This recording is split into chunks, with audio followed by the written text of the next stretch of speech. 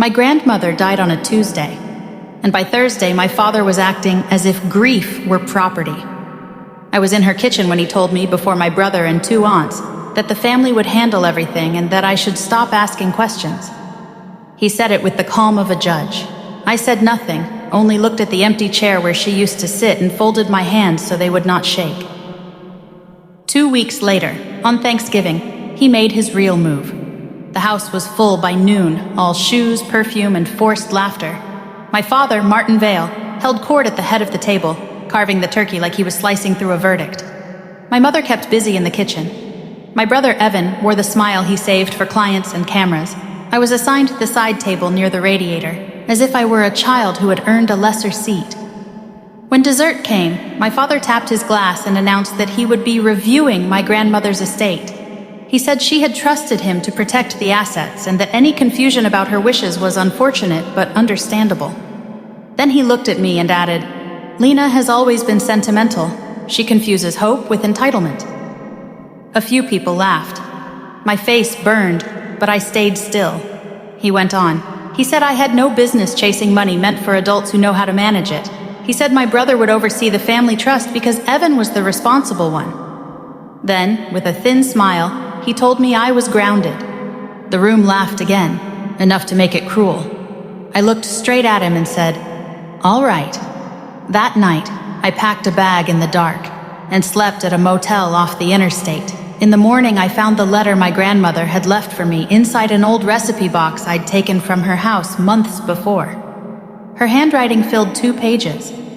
"Mara," it said, "if your father tries to rewrite my wishes, do not let him. He only respects paper when paper stands up to him. I have already prepared for this. Go to Simon Klein. He has the original trust and knows what to do." By lunch, I was in Simon Klein's office. He was a slight man with silver hair and eyes that missed nothing.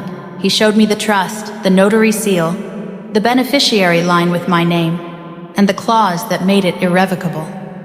My grandmother left me the house, savings, and lake cottage she loved most.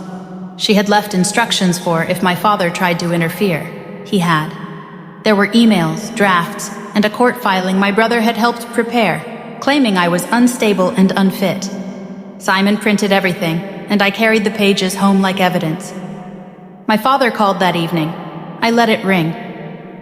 On the second day after Thanksgiving, he told the family to gather in the living room for an announcement. I came downstairs with Simon beside me and a folder under my arm.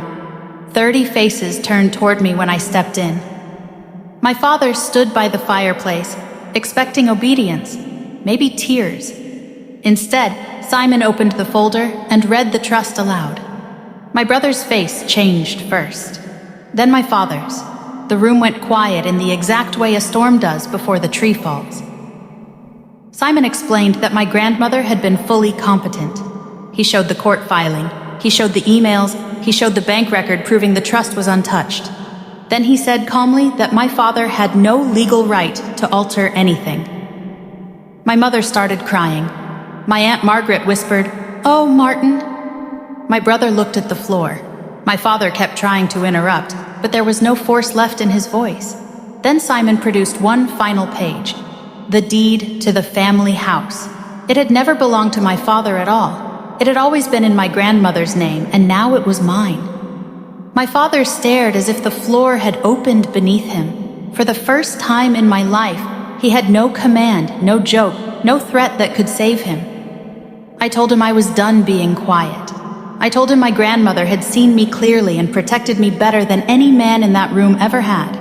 I learned doors are only guarded, not locked. Then I walked out. A month later, I moved into the house on the hill and planted the garden my grandmother had never lived to finish.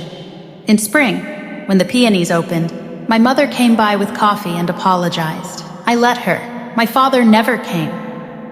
Evan tried to speak to me once, then stopped when he saw I was not interested in his version of repentance. I keep the letter in my desk and read it when I need reminding. Paper can be power, silence can end, and a woman underestimated long enough can become impossible to move.